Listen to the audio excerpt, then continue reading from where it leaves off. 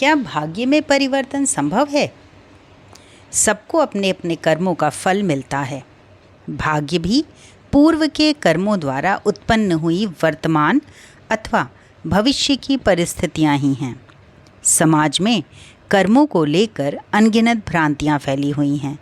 इसी कारण भगवान श्री कृष्ण गीता में कहते हैं, गहना कर्मणो गति, अर्थात कर्मों की गति बहुत ही गहन अर्थात गूढ़ है। इसको समझ पाना बहुत कठिन है। बहुत सुलझी हुई बुद्धि वाला व्यक्ति मीन्स स्थित प्रज्ञ ही इसको जान या समझ पाता है।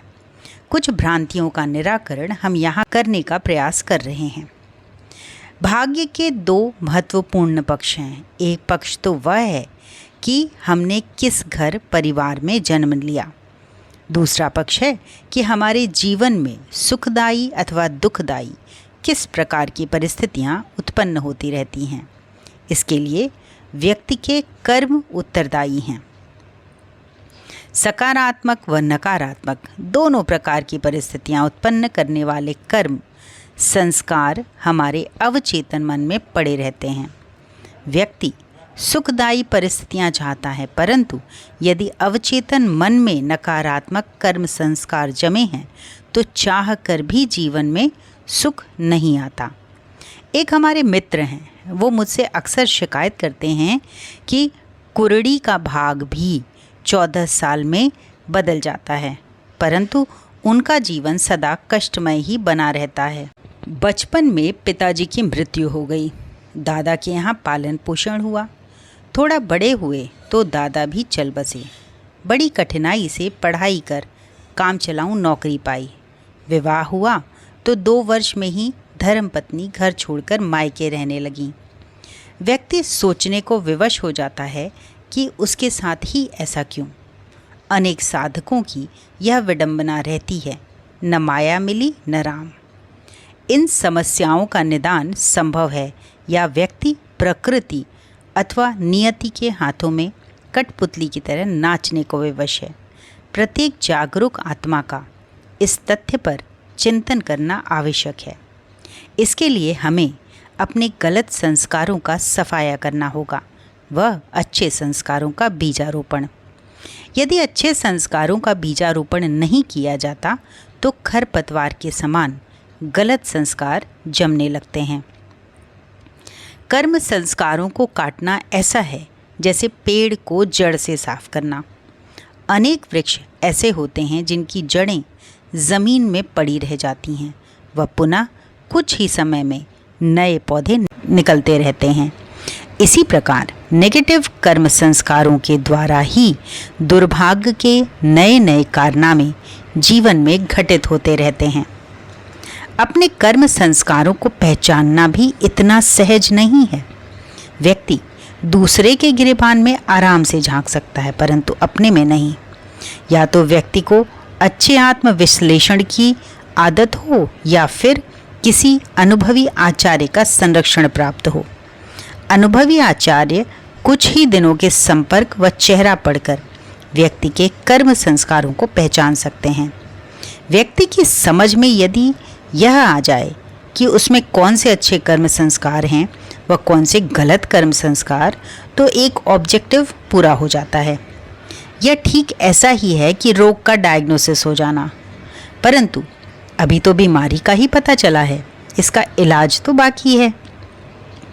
कर्म संस्कारों को काटने के लिए निम्न धाराओं का प्रयोग किया जा सकता है। पहला है मंत्र जाप व बीज मंत्रों का प्रयोग। कर्म संस्कारों को काटने के लिए गायत्री मंत्र, मृत्युंजय मंत्र का प्रयोग बहुत ही लाभकारी है। ये दोनों मंत्र सर्व सामान्य के लिए सुलभ हैं व च्यवनप्राश की तरह प्रभावी व लाभदायक हैं। बीज मंत्रों को यदि गायत्री मंत्र के साथ जोड़ा जाए तो यह काफ़ी अच्छे परिणाम देता है, परंतु इसके लिए ऋषि स्तर की आत्मा का मार्गदर्शन आवश्यक है। ध्यान रहे, गायत्री व महामृत्युंजय जप में किसी प्रकार का कोई भय नहीं है, परंतु बीज मंत्रों के साथ सावधानी आवश्यक है। बीज मंत्र सीधा सूक्ष्म शरीर के चक्रों को प्रभावित कर वहाँ से संस्कारों को काटते हैं। उदाहरण के लिए वासना के संस्कार मूलाधार व स्वाधिष्ठान से जुड़े हैं। इसके लिए वम बीजाक्षर बहुत ही कारगर है। बीज मंत्रों के साथ विनियोग, उत्कीलन आदि अनेक प्रकार की जानकारी भी जुड़ी है। दूसरा होता है ध्यान का अभ्यास। ध्यान के अभ्यास से संस्कारों को काटना संभव है। इस विषय में विभिन्न प्रकार के प्रयोग विभिन्न मिशनों द्वारा हो रहे हैं। श्री रामचंद्र मिशन का हृदय पर ध्यान का प्रयोग समाज के लिए बहुत ही लाभकारी सिद्ध हो रहा है। एक सरल प्रयोग यहाँ दिया जा रहा है। उगते हुए स्वर्णिम सूर्य को प्रणाम करें व 2 मिनट खुली आँखों से उनका दर्शन करें। तत्पश्चात दोनों भावों के बीच उन सविता देवता की कल्पना करें। भावना करें कि सविता का प्रकाश हमारे रोम रोम तक पहुंच रहा है। जीवन से निराशा, पाप, तप, दुख, दरिद्रता मिट रही है व उज्जवल भविष्य का आगमन हो रहा है। नकारात्मक कर्म संस्कारों को काटने के लिए यह प्रयोग लाभप्रद है।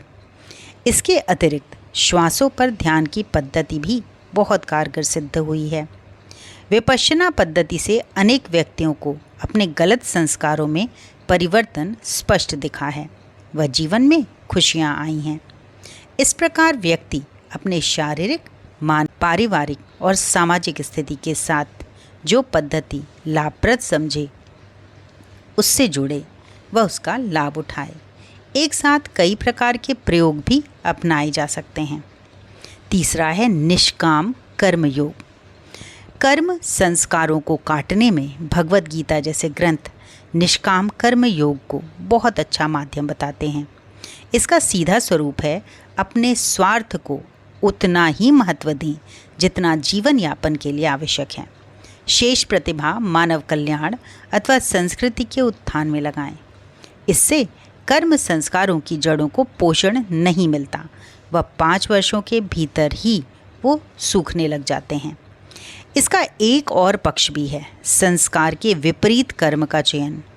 डाकू वाल्मीकि व अंगुलीमाल में क्रूरता के संस्कार थे, तो उन्होंने दया, करुणा से भरे कार्यों का चयन कर उन संस्कारों को काटा। भारतीय परिवेश में आज ईर्ष्या, द्वेष के संस्कारों का बाहुल्य है, तो पश्चिमी परिवेश में वासना व तृष्णा फैली हुई है। ईर्ष्या, द्वेष के संस्कार व्यक्ति की स्वयं की उन्नति में बहुत बड़ी बाधा है। इसी कारण हम आज न भौतिक उन्नति कर पा रहे हैं, न ही आध्यात्मिक। विभिन्न विभागों में अधिकारियों की अधिकांश ऊर्जा दूसरों को नीचा गिराने, नीचा दिखाने व अपना वर्चस्व स्थापित करने में ही खर्च हो रही है।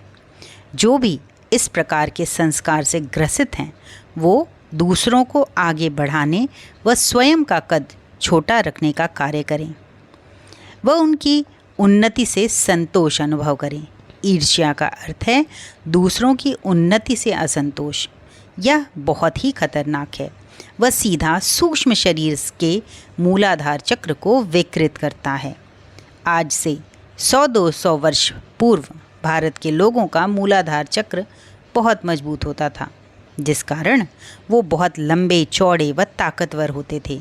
परंतु आज भारतीय लोग छोटे कद, दुर्बल शरीर के बनते जा रहे हैं।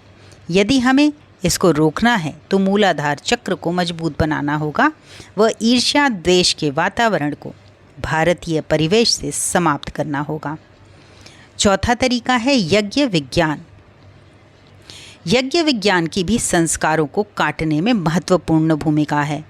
यज्ञ का सबसे बड़ा लाभ यह है कि इससे आत्मबल में वृद्धि होती है। यज्ञ से ऊपर के चक्रों को ऊर्जा मिलती है।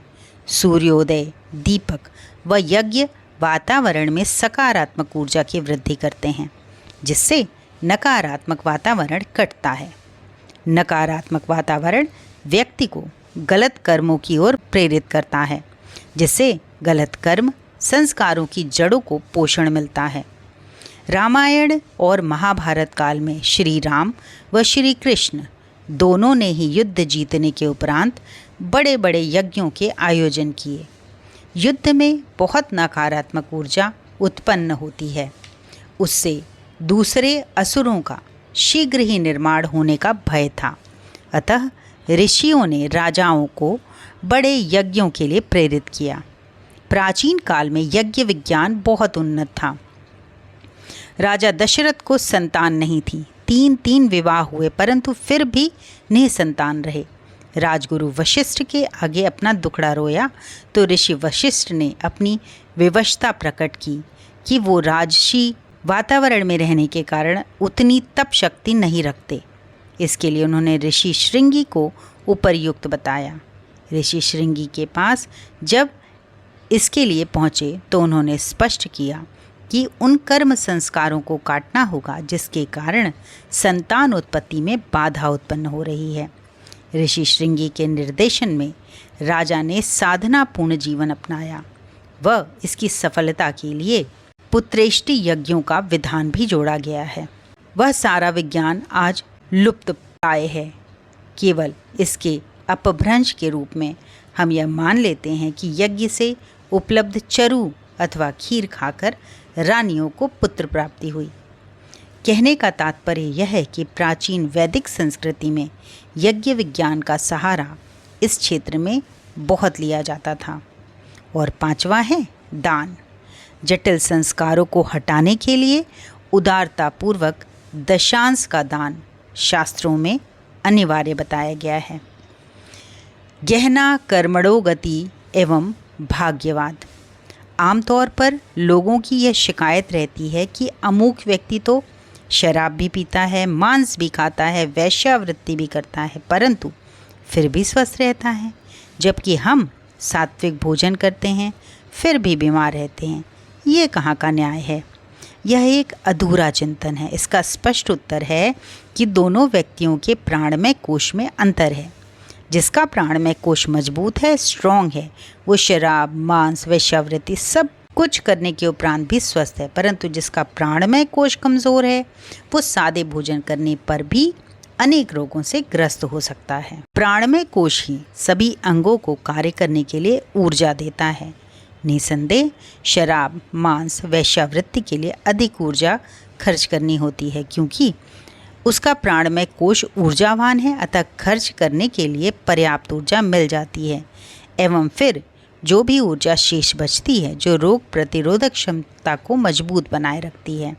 किसी का प्राणमय कोश कमज़ोर है वो सात्विक भोजन भी करता है, हालांकि सात्विक भोजन को पचाने के लिए कम ऊर्जा चाहिए। इसके बावजूद भी इतनी ऊर्जा शेष नहीं रह पाती कि रोग प्रतिरोधक क्षमता मजबूत बनाई जा सके। हम तुलना केवल खान पान की करते हैं, कर्मों का पूरा विश्लेषण नहीं करते, जिस कारण हमें भगवान के विधान पर संदेह बना रहता है। शराबी कबाबी व्यक्ति निडर, उदार हृदय, निस्वार्थी, निर्लोभी हो सकता है यदि उसका प्राणमय कोश अधिक मजबूत हो।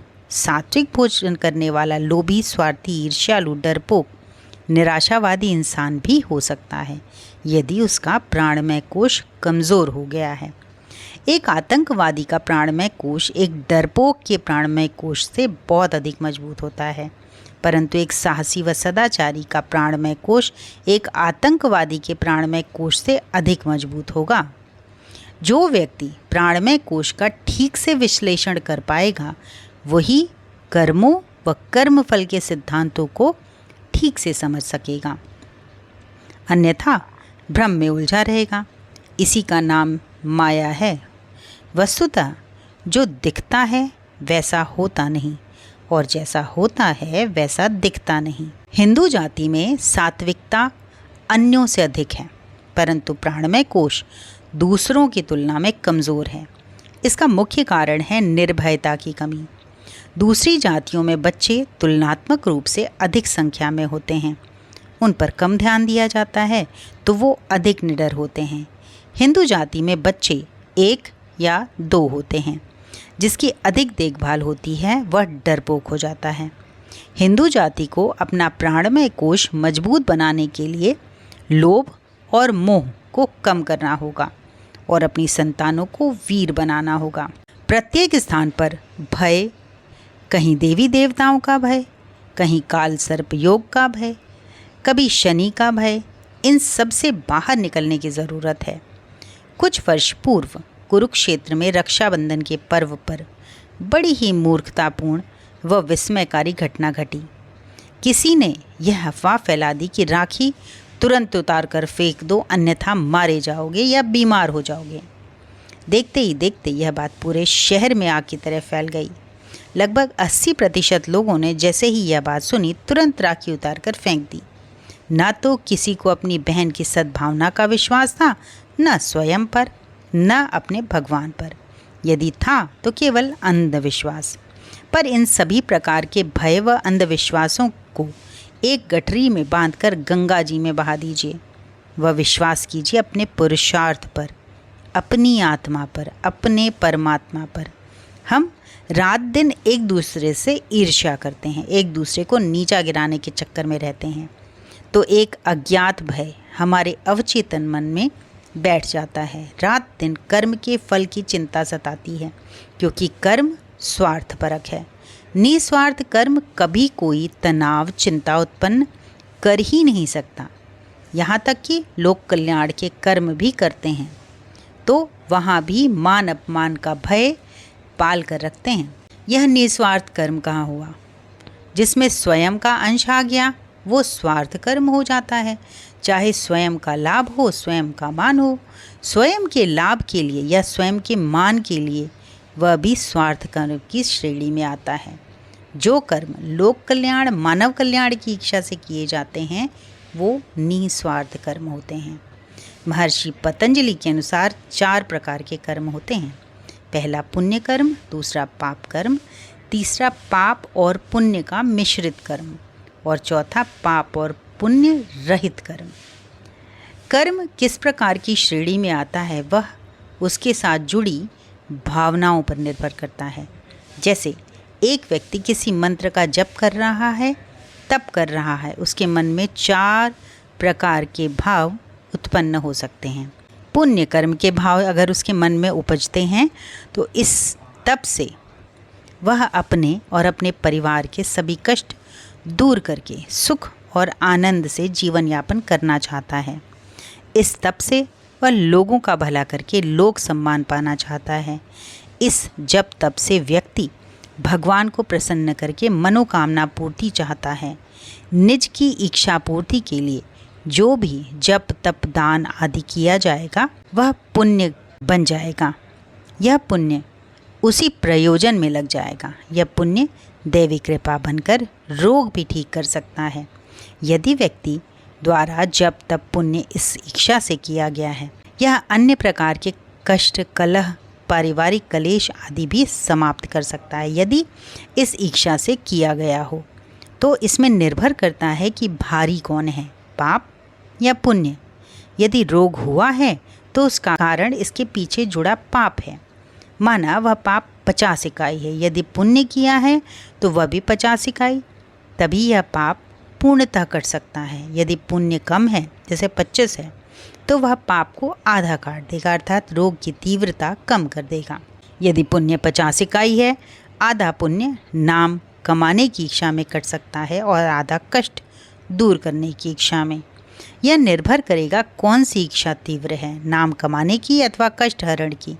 जो इच्छा तीव्र होगी वो पुण्य का उतना ही अंश खींच कर ले जाएगी। यदि नाम कमाने की इच्छा तीव्र है तो मान सम्मान मिलेगा, परंतु कष्ट कम नहीं हो पाएगा। कई बार मानव जाति के कल्याण में लगे व्यक्तियों के जीवन में बहुत कष्ट आते हैं। वो इस कारण भी होते हैं कि उनके द्वारा अर्जित पुण्य उनकी वाहवाही की इच्छा खींच ले जाती है। वह पुण्य उनके कष्टों को मिटाने में उपयोग नहीं हो पाता। यह सब विज्ञान इतना गूढ़ है कि सामान्य व्यक्ति की समझ से बाहर है। कई बार पापों का बोझ इतना अधिक होता है कि स्वयं किया गया पुण्य प्रयास हल्का प्रतीत होता है। ऐसे में किसी महान संत योगी से पुण्य उधार लेने पड़ते हैं। दूसरा होता है पाप कर्म। जब तब से उपार्जित शक्ति का प्रयोग किसी के अहित में भी किया जा सकता है। जब तब से सम्मोहन शक्ति प्राप्त करके दूसरों का धन हड़पना, औरतों की इज्जत से खेलना, यह पाप कर्म हुआ। जो व्यक्ति द्वारा अर्जित शक्ति को धीरे धीरे करके क्षीण करता चला जाता है। सम्मोहन द्वारा वही व्यक्ति चंगुल में फंसता है जो मानसिक रूप से कमज़ोर होता है, दुर्बल होता है, ज़रूरतमंद होता है। वही धूर्त तपस्वी के चंगुल में फंस जाता है। इस भाव से किया गया जप तप पाप की श्रेणी में आता है। अब मिश्रित कर्म, पाप और पुण्य का। विश्वामित्र का तप पाप व पुण्य मिश्रित कर्म था। वह तप तो कर रहे थे, परंतु इसीलिए कि वशिष्ठ से आगे निकल जाएं, अर्थात वशिष्ठ को नीचा दिखा सकें। वो लोगों का भला करते थे, उन पर उपकार करते थे, साथ साथ वशिष्ठ से भी अपनी तुलनात्मक विश्लेषण करते थे। जब तप और पुण्य के साथ ईर्ष्या द्वेष जुड़ जाए तो यह पाप और पुण्य मिश्रित कर्म बन जाता है। सामाजिक संस्थाओं के सदस्य अधिकतर ऐसा ही करते हैं। मैं अमुक से बड़ा कार्य करता हूँ, उससे अच्छा प्रवचन दे सकता हूँ।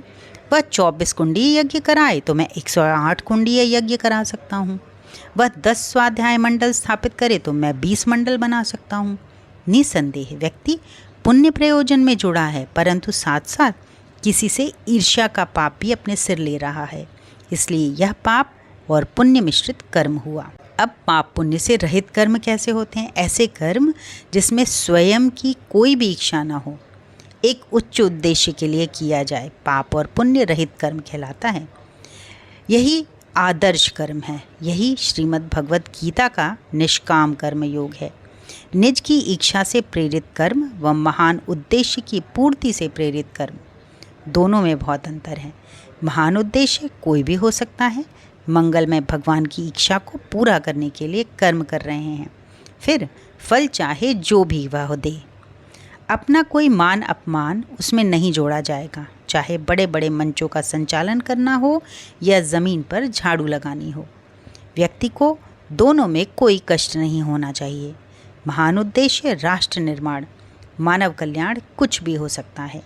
यह कर्म तभी संभव है जब व्यक्ति अपने कर्ता भाव का परित्याग करे, वह नित्य प्रति अपने कर्म भगवान को अर्पित करे। इससे वह उसके परिणामों में भी संतुलन बना रहेगा। ऐसा व्यक्ति फल का विश्लेषण करता है। फल कम दिखने पर कर्म की गति को बढ़ाता है, परंतु इन बातों को लेकर परेशान कभी नहीं होता, क्योंकि फल वह भगवान को अर्पित कर देता है। यह बहुत कठिन कार्य है। अथक प्रयासों अभ्यास के उपरांत ही इस स्थिति की प्राप्ति होती है। जब व्यक्ति पाप और पुण्य रहित कर्म में संलग्न हो जाता है तो बहुधा व्यक्ति की इच्छा उसे पाप या पुण्य के क्षेत्र में घसीट ले जाती है। कर्म के इस क्षेत्र में स्थायित्व प्राप्त करना ही प्रत्येक आध्यात्मिक व्यक्ति का उद्देश्य होता है। मोक्ष का साधक कौन होता है? कभी कभी कोई व्यक्ति बड़ी तन्मयता से आध्यात्मिक क्षेत्र अथवा मोक्ष के पथ पर चल रहा होता है, परंतु फिर भी उस पर कठिनाइयों का, कष्टों का अंबार टूट पड़ता है। ऐसा इसलिए कि भगवान बड़ी तीव्रता से उसके संचित कर्मों को काटना चाहता है। व्यक्ति को धैर्यपूर्वक अपने बुरे समय को तटस्थ भाव से कटने देना चाहिए। ऐसे विषम समय में उसे भगवान पर अटल विश्वास बनाए रखकर उनसे सहन शक्ति मांगनी चाहिए। भाग्यवाद आजकल समाज में बड़ा ही मज़ेदार प्रचलन है। लोग ज्योतिषी के पास जाते हैं, वह उससे पूछते हैं कि उनके भाग्य में क्या लिखा है। ज्योतिषी उनके जीवन से संबंधित तरह तरह की बातें बताता है, जिससे व्यक्ति आशा निराशा के झूले में झूलता है। कोई भी ज्योतिषी किसी के भविष्य का निर्धारण नहीं कर सकता। वह यह तो बता सकता है कि व्यक्ति में किस प्रकार की प्रतिभा है, अर्थात व्यक्ति में कलाकार बनने की प्रतिभा है अथवा लेखक, बिजनेसमैन या अच्छा प्रशासक, एडमिनिस्ट्रेटर। हाथ देखकर व्यक्ति के गुण धर्म का पता किया जा सकता है। व्यक्ति की रुचि स्वभाव का पता किया जा सकता है। भाग्य रेखा अच्छी होने का अर्थ दैवीय सहायता मिलने की संभावना अधिक है। दैवीय सहायता से व्यक्ति के अड़चन वाले कार्य भी संपन्न हो जाते हैं।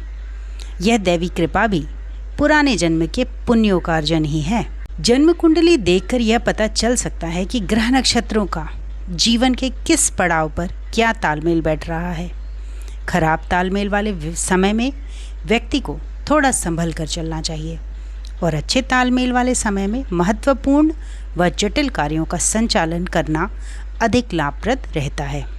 इतनी बात तो ठीक है कि यदि किसी समय ग्रह नक्षत्रों का तालमेल सही नहीं बैठ पाए तो उस समय कोई रत्न आदि पहनकर उसके कुप्रभाव को दूर किया जाए। परंतु हर बात में ज्योतिषी की सलाह लेना अथवा ज्योतिषी के किसी निर्णय को बहुत महत्व देना कोरी मूर्खता है। उदाहरण के लिए, कोई व्यक्ति इंजीनियरिंग कर रहा है, वह कई विषयों में अनुत्तीर्ण हो जाता है। ज्योतिषी के पास जाकर पूछता है, क्या वह इंजीनियरिंग कर पाएगा? ज्योतिषी यदि कहता है हाँ अवश्य करेगा, विद्यार्थी सोचेगा अब तो ज्योतिषी जी ने आश्वासन दे दिया है, अब तो डिग्री हो ही जाएगी। यह सोचकर यदि वह विद्याध्ययन को गंभीरतापूर्वक न ले तो उसकी इंजीनियरिंग की डिग्री खटाई में पड़ सकती है। यदि ज्योतिषी ना कह दे तो विद्यार्थी निराश होकर पढ़ाई करना छोड़ सकता है। यदि वह प्रयास भी करेगा तो भी अधूरे मन से बार बार उसके मन में असफलता की ओर झुकाव पनपने लगेगा, वह उसका आत्मविश्वास डिगने लगेगा। ज्योतिष शास्त्र के पास ऐसी कोई गणना नहीं जो किसी बात को निश्चित रूप से कह सके, मात्र संभावना ही प्रत्येक विषय को लेकर व्यक्त की जा सकती है। यह संभावना व्यक्ति के मन को डमाडोल करती रहती है। ज्योतिष विद्या के चक्कर में पड़कर भारत के अधिकांश नागरिक नुकसान ही उठा रहे हैं। हवा का रुख देखकर ही ज्योतिषी की कुंडली में ग्रह मिल जाते हैं। सन 2004 के चुनाव में भारत के सर्वोच्च 10-12 ज्योतिषियों ने अटल बिहारी वाजपेयी जी का प्रधानमंत्री पद के लिए ऐलान किया था।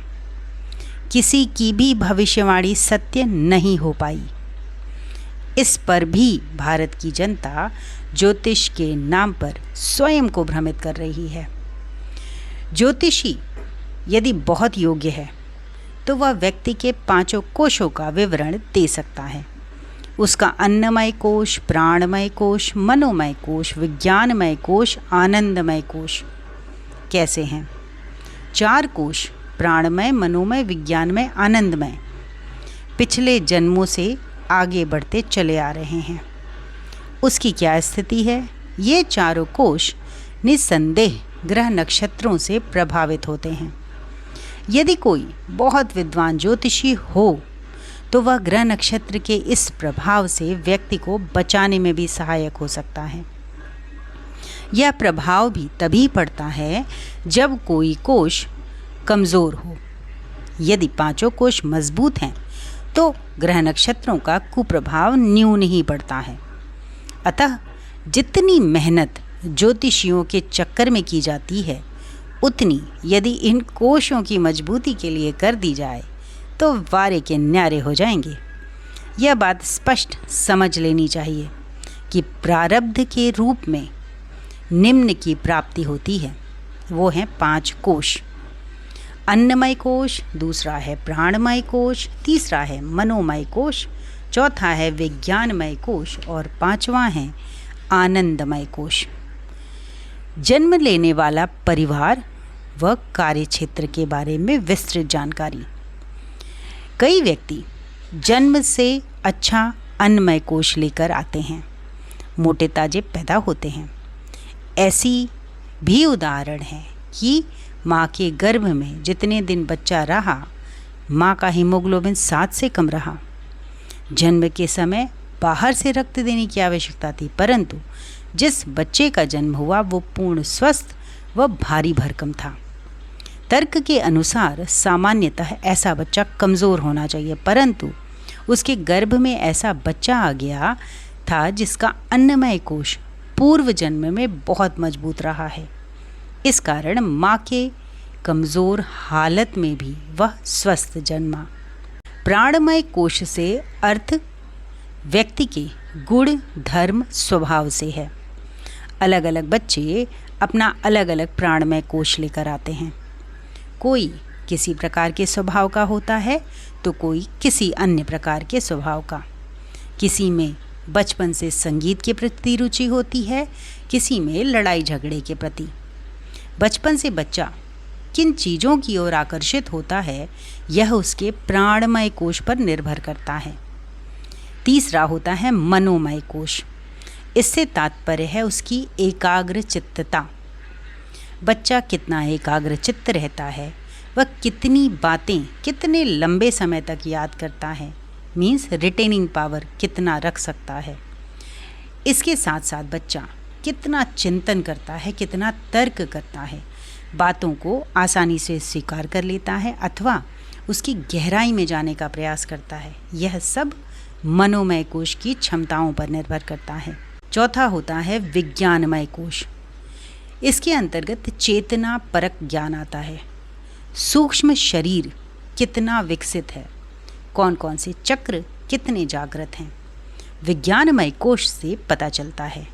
कुछ बच्चों को बचपन से ही अपने आज्ञा चक्र पर प्रकाश दिखता है। कुछ में विलक्षण क्षमताएं जैसे भविष्य दर्शन, जमीन के नीचे पानी देखने की क्षमता, दूसरे के रोग दूर करने की क्षमता, यह सब विज्ञानमय कोश के विकसित होने के कारण होता है। पांचवा है आनंदमय कोश। यह है प्रसन्नता, उत्साह, उल्लास, आनंद से संबंधित।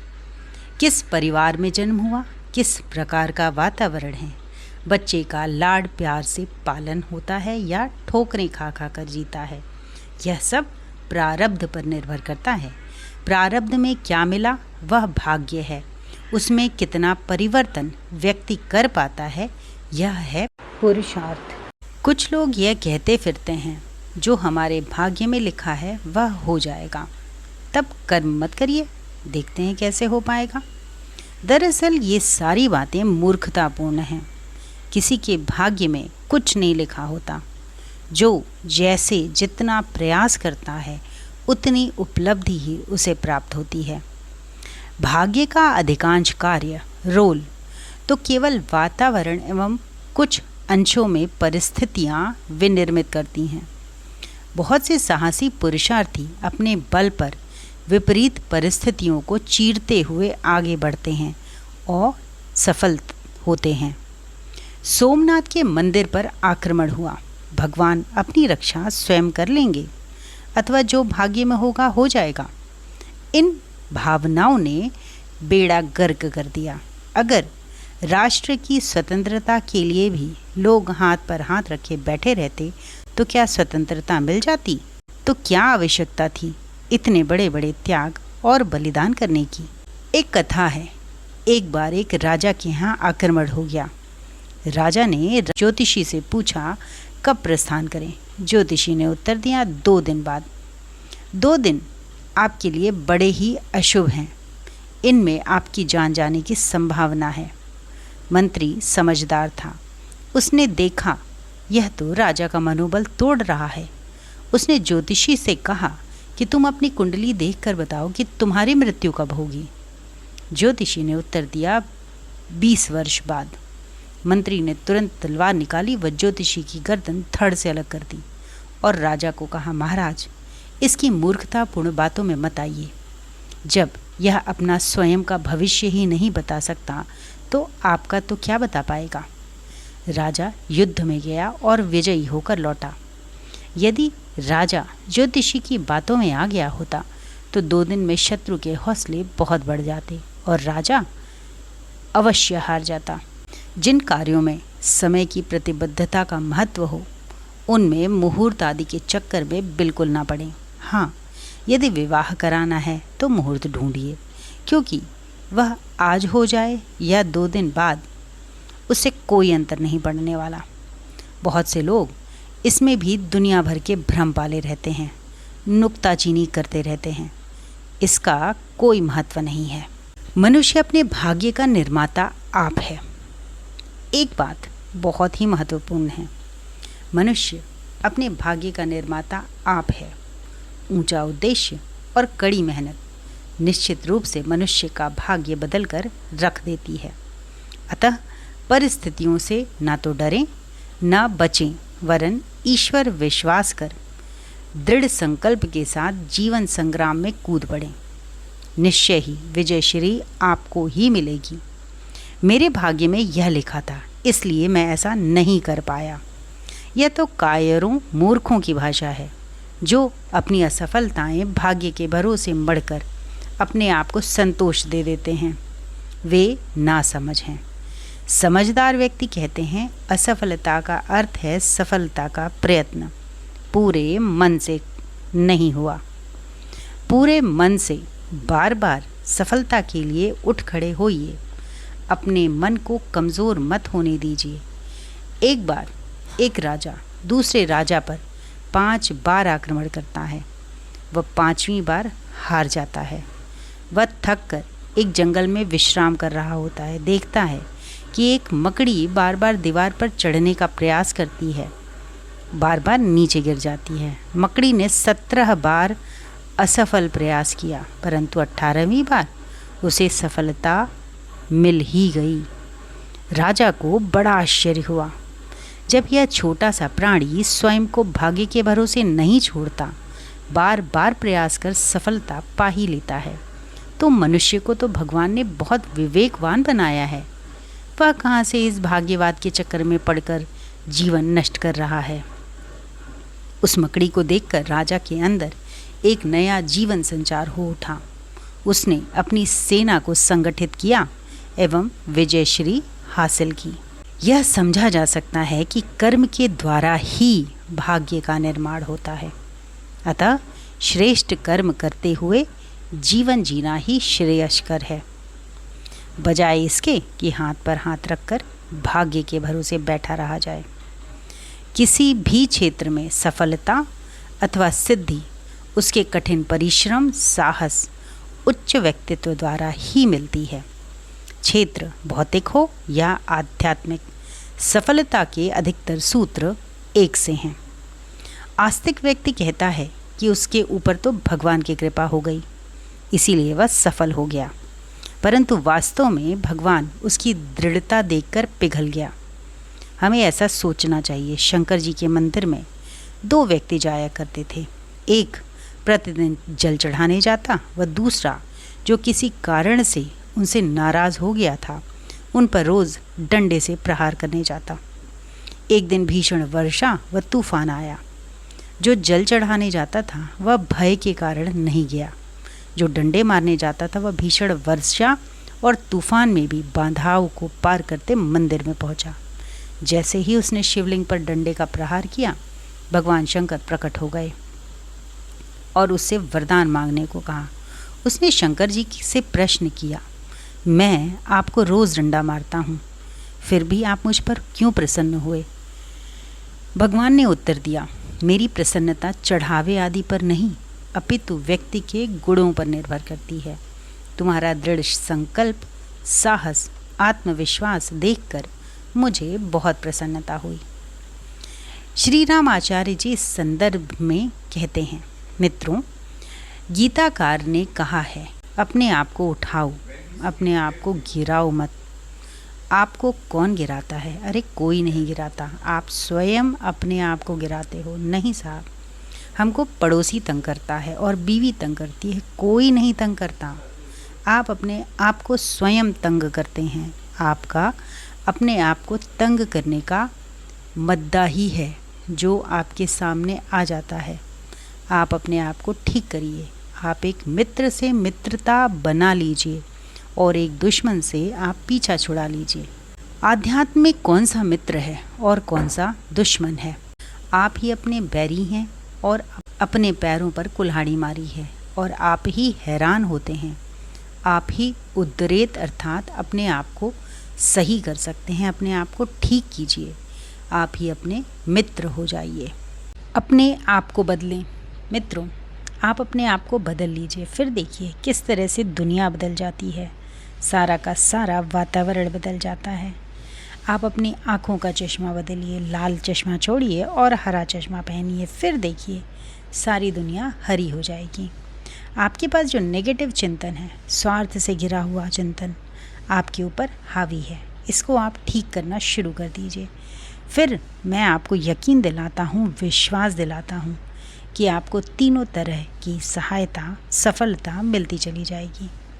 देने के लिए तीनों खड़े हुए हैं। पहला आपका अंतःकरण, सिद्धियाँ देने के लिए खड़ा है। हमारे भीतर दिव्य शक्तियाँ एवं दिव्य क्षमताएँ भरी पड़ी हैं। आपके भीतर का वर्चस्व, आपके भीतर का वैभव उठे तो वह आपको निहाल कर देगा।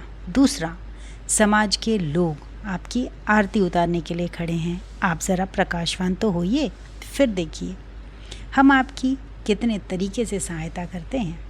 सामाजिक जीवन में लोग कितना सहयोग करते हैं। और तीसरे, भगवान का जीवन देवता का अनुदान वरदान किस तरीके से आपके ऊपर बरसता है। आपके लिए देवता फूलों का विमान लिए बैठे हैं। आप अपने को बदलिए तो सही, ऊंचा उठाइए तो सही। दैवीय अनुदान सतत आप पर बरसते ही रहेंगे। संपूर्ण पुण्य मिटाने वाला तत्व। कभी कभी कोई व्यक्ति ऐसे कर्म कर बैठता है जिससे उसके संपूर्ण पुण्य कर्मों का नाश हो जाता है। इस संबंध में एक लघु कथा दी जा रही है। एक बार एक राजा को कुष्ठ रोग हो गया। बहुत उपाय किए किंतु वह रोग बढ़ता ही चला गया। अंत में एक तांत्रिक ने राजा को रोग मुक्ति का आश्वासन दिया, परंतु शर्त यह रखी कि प्रतिदिन 40 दिन तक एक व्यक्ति के लहू से नित्य स्नान करना होगा। राजा बहुत सज्जन था, अक्सर गरीबों को सस्ते ऋण पर कर्ज दिया करता था। प्रजा भी राजा से बहुत प्रेम करती थी। सभी राजा के रोग से दुखी थे, परंतु न तो राजा किसी के प्राण लेने की हिम्मत कर पा रहा था और न ही कोई राजा के लिए अपने प्राणों की आहुति देने के लिए स्वयं को प्रस्तुत कर रहा था। बहुत विचार विमर्श के उपरांत मंत्रियों ने एक रास्ता निकाला कि जो लोग राज कर्ज चुकता नहीं कर रहे हैं वो अपने परिवार का एक सदस्य राजा के रोग निवारण हेतु बलिदान करें। अब नित्य एक व्यक्ति की हत्या होने लगी और राजा उनके लहू से स्नान करने लगा। एक दिन एक गरीब ब्राह्मण पुत्र के बलिदान की बारी आई। भयवश वह लड़का अपनी जान बचाने के लिए जंगल में भाग गया। जंगल में एक गुफा में एक महात्मा ध्यान लगाए बैठे थे। वह उसी गुफा में छुप गया। जब महात्मा की समाधि टूटी तो उस लड़के ने महात्मा से राजा के कर्म के बारे में पूछा कि राजा निरपराध लोगों की हत्या कर रहा है, फिर भी उसके पाप से उसका विनाश क्यों नहीं हो रहा। महात्मा ने ध्यान लगा कर देखा और उस लड़के को बोला, यदि तुम्हारा राजा अपनी समस्त प्रजा की हत्या भी कर दे तो भी उसका पुण्य समाप्त नहीं होगा। यह कहकर उस लड़के को राजा के कर्म का दर्शन कराया। उसने देखा कि पुण्य कर्म का विराट पर्वत खड़ा है और नीचे तलहटी में 2 हाथ जितना ही जलने का प्रारंभ हुआ। लड़के ने महात्मा से पूछा, यह सब पुण्य एक साथ नष्ट नहीं हो सकते? हो सकते हैं। तो उसका उपाय क्या है?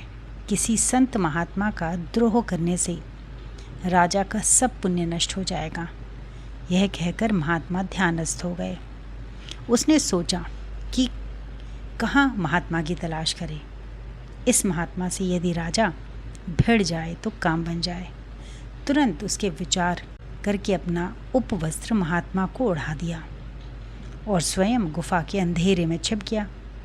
लड़के को खोजते हुए सिपाही आए। उन्होंने सोचा कि यह तो वही लड़का है जो मरने के भय से दिखावा करके ध्यान में बैठ गया है। सिपाहियों ने उस महात्मा की पीठ पर लात मारी। वह क्रोध में वस्त्र खींचते हुए बोले, उठ खड़ा हो, राजा के पास शीघ्र चलता है। महात्मा ने अपने नेत्र खोलते हुए कहा, मुआ, तुम्हारा राजा? सिपाही उन्हें देख चौंक कर रह गए। उस बालक को जंगल में खोज रहे थे, तभी किसी दूत से सूचना मिली थी कि अभी अभी राजा की मृत्यु हो गई है। अब किसी व्यक्ति के लहू की आवश्यकता नहीं है। महात्मा की आह से राजा के सभी पुण्य कर्म और जीवन समाप्त हो गए थे। सच्चे संत के अपमान और पीड़ा का यही फल होता है। इसीलिए शास्त्र कहते हैं, भगवान का भक्त, संत, गरीब और ब्राह्मण, इन चारों से कभी भी द्रोह नहीं करना चाहिए। संपूर्ण पुण्य उपजाने वाला तत्व। गौरवर्ण, सुदृढ़, सुपुष्ट, दीर्घ यष्टि, मुंडित मस्तक, गैरिक परिधान देखने वालों के मन में पवित्रता पूर्वक सम्मोहन उत्पन्न करते थे। उनकी आंखें प्रकाश वृष्टि करती थीं। जब वे पलकों को उठाकर सामने देखते थे तो लगता था कि ज्ञान के अनेक सूर्य एक साथ उदय हो गए हैं। उनका व्यक्तित्व ज्ञान, भक्ति व कर्म का अद्भुत आध्यात्मिक संगम था। जो उनसे संपर्क करता, उनके संस्पर्श में आता, वो धन्य हो जाता। उनके सानिध्य में प्रत्येक को अनायास ही कृतकृत्यता और कृतार्थता की अनुभूति होती थी। उनके जीवन की प्रत्येक गतिविधि अपने आप में अनूठी सीख देती थी। कामना ना होते हुए भी उनमें कर्म की निरंतरता प्रवाहमान रहती थी। निर्विचार में संपूर्ण प्रतिष्ठा के बावजूद उनके विचारों में सतत ज्ञान अभिव्यक्त होता था। उनके मानसरोवर में भक्ति की तरंगें, लहरें अनवरत उफनती उमड़ती रहती थीं। उनके कर्म में प्रकृति की परम सक्रियता थी। उनके ज्ञान में ब्राह्मी चेतना का प्रकाश प्रवाहित होता रहता था और भक्ति में तो प्रकृति व पुरुष दोनों युगल रूप में वरदान बरसाते थे। संपूर्ण रूप से संतुष्ट संतृप्त होते हुए भी आचार्य नित्य प्रति भिक्षाटन करते थे। करतल भिक्षा तरुतल वासः में उनका संन्यास प्रतिष्ठित था। उनकी अभीप्सा थी कि इस ज्ञान क्रांति के केंद्र देश में बने। उनके लिए प्राथमिक 4 स्थानों का चयन भी उन्होंने कर लिया था। देश के पूर्व में जगन्नाथपुरी, पश्चिम में द्वारिका, उत्तर में बद्रिकाश्रम एवं दक्षिण में श्रृंगेरी। इन स्थानों पर ज्ञान क्रांति के केंद्र स्थापित करने के लिए समस्या मात्र धन की थी। इसलिए वे देश भर में भिक्षाटन के लिए निकलते थे। अपने इसी प्रयास में वे पदयात्रा करते हुए इस गांव में पहुंचे थे। बड़ा साधारण सा था यह गांव। इसमें कोई पक्का घर नहीं था। ज़्यादातर फूस की झोपड़ियाँ थीं। कुछ कच्चे मकान भी बने हुए थे। अभी जिस द्वार पर उन्होंने भिक्षा के लिए पुकार लगाई थी, वह झोपड़ी एक वृद्धा व विधवा ब्राह्मणी की थी। उनके पति व पुत्र दोनों का आकस्मिक निधन हो गया था। अब वे एकाकी हो चुकी थीं। वृद्धावस्था ने उनकी कमर को झुका दिया था। गरीबी इतनी थी कि उनके स्वयं के जीवन व भोजन पर नित्य संकट उपस्थित होते रहते थे। आचार्य द्वारा भिक्षा की याचना को सुनकर वे विकल हो उठी थीं, क्योंकि उदारता उनके व्यक्तित्व में सहज समाहित थी। उनके मन में प्रश्न उठा कि आचार्य को क्या दें। कुछ भी तो नहीं था घर में। आवाज़ सुनते ही उन्होंने झोपड़ी को कई बार खंगाला। अनेकों बार अनेक ढंग से उसकी तलाश की, पर उन्हें कुछ मिला नहीं। उन्होंने झांक कर देखा तो आचार्य अभी तक द्वार पर खड़े थे।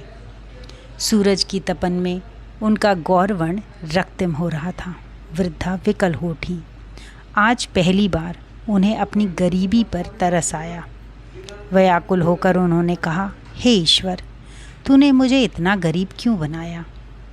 ईश्वर को यह उलाहना देते हुए उन्होंने अपनी झोपड़ी में फिर से ढूंढ खोज की। इस बार उन्हें एक कोने पर पड़ा हुआ सूखा आंवला मिला। उन्होंने बड़े जतन से आंवला उठा लिया और लगभग भागते हुए द्वार पर आईं। आचार्य अभी तक वहीं खड़े थे। उन्होंने उनके हाथों पर सूखा आंवला रख दिया। इस आंवले के रखते ही आचार्य की हथेली पर आंसू की 4 बूंदें भी गिरी। इनमें से 2 बूंद वृद्धा के थे और 2 स्वयं आचार्य के थे। इस दान को पाकर आचार्य भावाकुल हो गए। आंवले के रूप में वृद्धा ब्राह्मणी अपने सर्वस्व की संपूर्ण संपत्ति का दान दे रही थी। ऐसी उदारता और ऐसी दरिद्रता के विरल संयोग को देखकर आचार्य विकल हो उठे। उन्होंने माता महालक्ष्मी को पुकारा, हे माता, इस उदारता को संपन्नता का वरदान दो। उनके मुख से स्वतः सुरित स्तवन के स्वर फूटने लगे। अंग हरे पुलक भूषण माश्रयन्तीं भृंगांगनेव मुकुलाभरणम तमालम। आचार्य के द्वारा किए जाने वाले इस स्तवन के प्रारंभ होते ही संपूर्ण वातावरण में प्रकाश छा गया व सुगंध बिखर गई। वे अभी भी गदगद कंठ से कह रहे थे, अवलोकये ममा किंचना नाम प्रथम पात्रम कृत्रिम दयायाः। स्तवन के पूर्ण होते ही वृद्ध की झोपड़ी में आकाश से स्वर्ण आंवलों की कनक धाराएं बहने लगीं। महालक्ष्मी की कृपा व आचार्य की भक्ति के सभी साक्षी बने। इसके साथ ही आचार्य द्वारा कहा गया स्रोत कनक धारा स्रोत के नाम से सिद्ध स्रोत के रूप में वंदित हुआ। आइए अब संतों की महत्ता पर एक बार फिर विचार करते हैं। रामचरितमानस में नवधा भक्ति में एक सूत्र गोस्वामी जी ने दिया है, मोते अधिक संत करी लेखा, अर्थात भगवान से भी अधिक संत मनुष्य के उज्जवल भविष्य का निर्माण कर सकते हैं। अतः संत की हर प्रकार से सेवा होनी चाहिए। रामचरितमानस के सुंदर कांड में विभीषण जी हनुमान जी के दर्शन पाकर कहते हैं, अब मोहि भा भरोस हनुमंता, बिनु हरि कृपा मिलहि नहीं संता। जब जीव पर भगवान कृपा करते हैं तब उसके जीवन में किसी संत को भेज देते हैं। इस संदर्भ में एक कहानी नीचे दी जा रही है। एक बार नारद जी एक गांव में गए। वह एक घर से भिक्षा मांगी। घर वालों ने नारद जी का बहुत आदर सत्कार किया व अनेक सुंदर प्रभु के भजन सुनाए। नारद जी बड़े प्रसन्न हुए व पूछा कि परिवार में कितने सदस्य हैं। दंपत्ति ने कहा कि उनके यहाँ कोई संतान पैदा ही नहीं हुई। अनेक उपाय किए गए पर सभी व्यर्थ सिद्ध हुए। उन्होंने नारद जी से आग्रह किया, महाराज आप तो भगवान के दरबार में जाते रहते हो, प्रभु से पूछना कि हमारे भाग्य में संतान है कि नहीं। नारद जी कुछ दिन बाद जब भगवान के दरबार में गए तो उनके विषय में पूछा। भगवान ने कहा, नारद उस दंपत्ति के पूर्व जन्म में कुछ कर्म ऐसे हैं कि इस जन्म में तो क्या 7 जन्मों तक भी औलाद नहीं हो सकती। अब नारद जी ने उस दंपत्ति को सांत्वना दी व कहा कि आपके भाग्य में संतान नहीं है।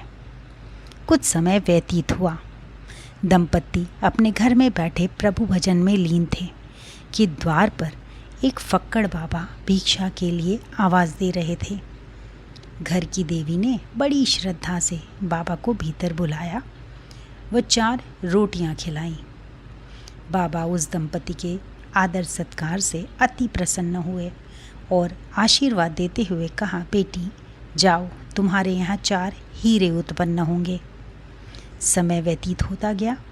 अगले 10 वर्षों में उनके यहाँ 4 सुंदर व होनहार बालकों ने जन्म लिया। 12 वर्ष बाद नारद जी पुनः उस गांव के दौरे पर आए तो देखा कि उस गृहस्थ के यहाँ बड़ी रौनक है, 4 बालक खेल रहे हैं। श्री नारद जी का भव्य सत्कार हुआ। नारद जी ने आश्चर्य से पूछा, ये बच्चे किसके हैं? तब देवी ने कहा, महाराज ये सब आपके ही हैं, संतों की कृपा का परिणाम है यह। नारद जी को ध्यान आया कि भगवान ने कहा था कि 7 जन्म भी उसके बच्चे नहीं होंगे, ये कैसे हो सकता है।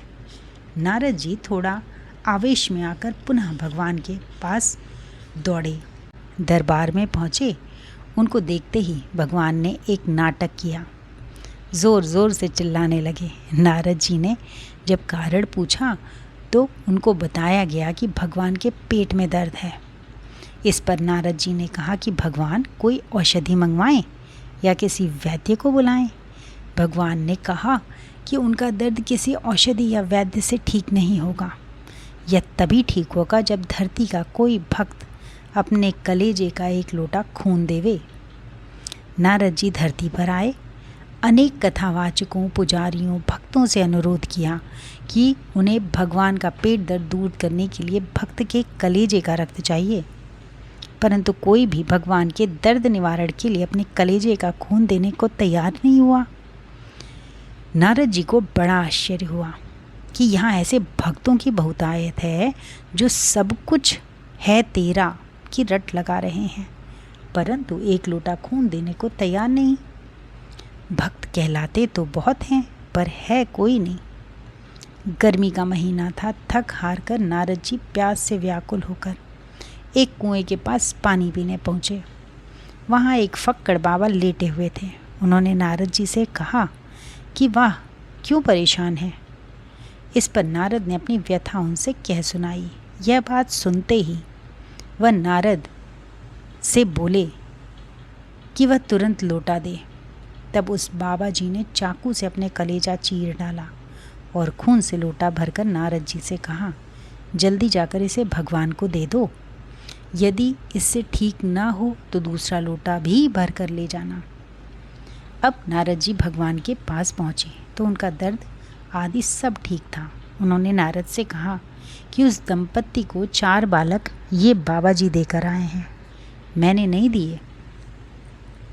जो मेरे लिए अपने कलेजे का खून देता है, फिर मेरे में ताकत नहीं है उसके वचन टालने की।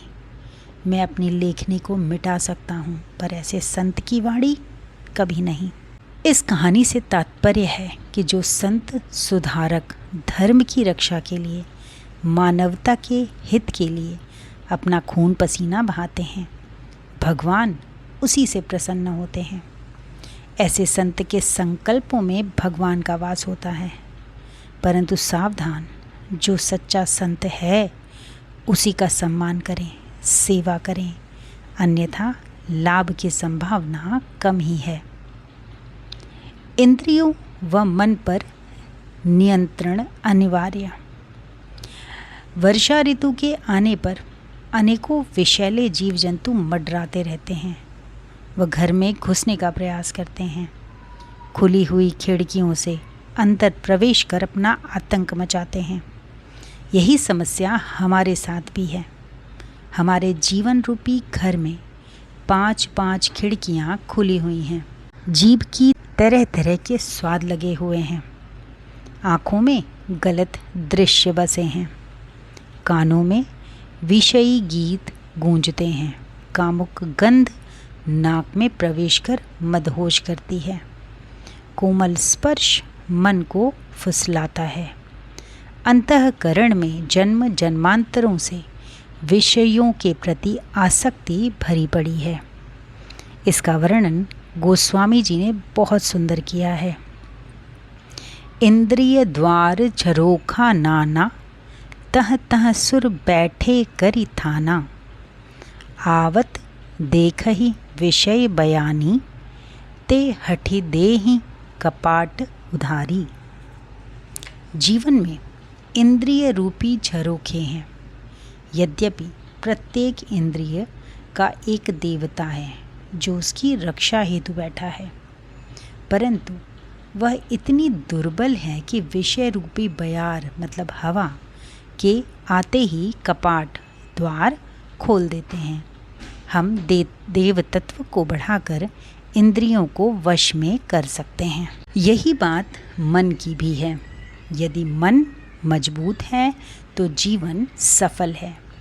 बहुत कम लोग जानते हैं कि मन के पास शरीर पर प्रभाव डालने वाली जादुई शक्तियाँ होती हैं। लंदन की हेल्थ एंड मेडिसिन पत्रिका में इसके अनेकों प्रमाण मिलते हैं। एक होटल में 2 समीप के कमरे में 2 दोस्त ठहरे थे। उनमें से एक व्यक्ति को पता चला कि वह जिस कमरे में ठहरा है उसमें कुछ समय पूर्व एक हैजे का मरीज़ सोया था। उसकी मृत्यु वहीं हुई थी। वह बहुत डर गया। वह उसने अपने दोस्त को यह बात बताई। उसको भी बहुत शीघ्र कालरा हुआ व उल्टियाँ होने लगीं। उसकी भी मृत्यु हो गई। जब उसके दोस्त ने मामले की छानबीन की तो पता चला कि कालरा का पहला रोगी तो उसके कमरे में ठहरा था। उसके दोस्त को मात्र गलतफहमी ही हुई थी। इस प्रकार यदि यह भाव बन जाए मुझे घातक रोग हो गया है, तो स्वस्थ व्यक्ति भी धीरे धीरे रोगी हो जाएगा। प्रभावकारी दवाइयाँ भी ऐसे रोगियों के लिए निष्फल हो जाती हैं। व्यक्ति जिससे डरता है उसका वह शिकार बन जाता है। क्रोध, आवेश, भय, चिंता आदि दोष एक प्रकार का विष उत्पन्न करते हैं, जिससे व्यक्ति के जीवन रस का हनन होता रहता है। अतः मन को मजबूत बनाने के लिए काम, क्रोध, कपट, ईर्ष्या, तृष्णा, मान, अपमान, घृणा, दंभ, मोह, आलस्य जैसे दुर्गुणों से सदा सावधान रहना चाहिए। इसके लिए महाभारत की एक सीख है। महाभारत में दुर्योधन ने जानबूझकर कृष्ण जी को सभा में अपमानित कर पांडवों को सुई के जितनी जगह भी ना देने की घोषणा कर एक बड़े युद्ध को आमंत्रित किया। कौरव जानते थे कि उनके पास वो योद्धा है जिनकी काट विश्व में किसी के पास नहीं है। ये हैं भीष्म पितामह, गुरु द्रोणाचार्य, सूर्यपुत्र कर्ण, बलराम और शकुनी। भीष्म पितामह को इच्छा मृत्यु का वरदान है। गुरु द्रोण पांडवों के गुरु हैं। वह संपूर्ण दिव्यास्त्रों के ज्ञाता हैं। सूर्यपुत्र कर्ण के पास तो कवच कुंडल है जो अभेद्य है। बलराम के सामने कोई भी योद्धा टिक नहीं सकता। उनको मदिरा पान की आदत होने से व दुर्योधन उनका शिष्य होने से उनको प्रिय है। मामा शकुनी के लिए जितना कुटिल और तेज दिमाग का व्यक्ति दूसरा नहीं है, परंतु फिर भी कौरवों को हारना पड़ा। कारण स्पष्ट है कि कौरव पक्ष के सभी महारथी व्यक्तिगत कारणों से लड़ रहे थे, जबकि पांडवों ने राष्ट्र हित के लिए युद्ध किया। सभी को यह पता था कि पांडव ही धर्म के पक्ष में हैं, परंतु भीष्म हस्तिनापुर की रक्षा की अपनी प्रतिज्ञा से बंधे थे। द्रोण अपने नमक के एहसान तले दबे थे कि खराब समय में हस्तिनापुर ने उनकी सहायता की थी, अतः हस्तिनापुर की रक्षा के लिए कटिबद्ध थे। कर्ण अपनी मित्रता से बंधा था। बलराम जी अपने आदर सत्कार के बोझ तले दबे थे। जब वो हस्तिनापुर आते तो दुर्योधन श्रेष्ठ मदिराओं से उनका भव्य सत्कार करता था। जब भीष्म ने यह देखा कि श्री कृष्ण ने स्वयं अपनी प्रतिज्ञा तोड़ दी है धर्म की स्थापना के लिए, तो उन्होंने भी स्वयं को युद्ध से अलग करने का निर्णय ले लिया। वह शरसैया पर प्रस्थान का मार्ग निकाला। युधिष्ठिर ने आजीवन झूठ न बोलने का व्रत लिया था, परंतु राष्ट्र हित में अपने नियम को ढीला कर वह गुरु द्रोण का वध संभव हो सका। बलराम जी बीच में फंस गए। एक ओर उनका प्रिय अनुज श्री कृष्ण, दूसरी ओर उनका प्रिय शिष्य दुर्योधन। इसलिए वो तीर्थ यात्रा का बहाना बनाकर युद्ध से पलायन कर गए। कर्ण के कवच कुंडल अभेद्य शक्ति भी धर्म की स्थापना का मार्ग न रोक सकी। आज भी देश की यही स्थिति है। बड़ा प्रतिभाशाली वर्ग सब कुछ जानते हुए भी अधर्म, अनीति, अन्याय का साथ दे रहा है। धर्म की स्थापना के लिए सन 2011 से महाअवतार का लीला संदोह प्रारंभ हो चुका है। हम देव सत्ताओं का पक्ष चुने। व्यक्तिगत स्वार्थ, पद प्रतिष्ठा को राष्ट्र हित में बाधा न बनने दें। सदा सत्य, न्याय व धर्म पक्ष का साथ देने का निर्णय लें। कठिन परिस्थितियाँ एक वॉशिंग मशीन की तरह होती हैं जो हमें ठोकर मारती हैं, घुमाती हैं, निचोड़ती भी हैं, परंतु आखिर में जब हम इनसे बाहर आते हैं तो हमारा व्यक्तित्व पहले की अपेक्षा अधिक साफ, चमकीला और बेहतर होता है।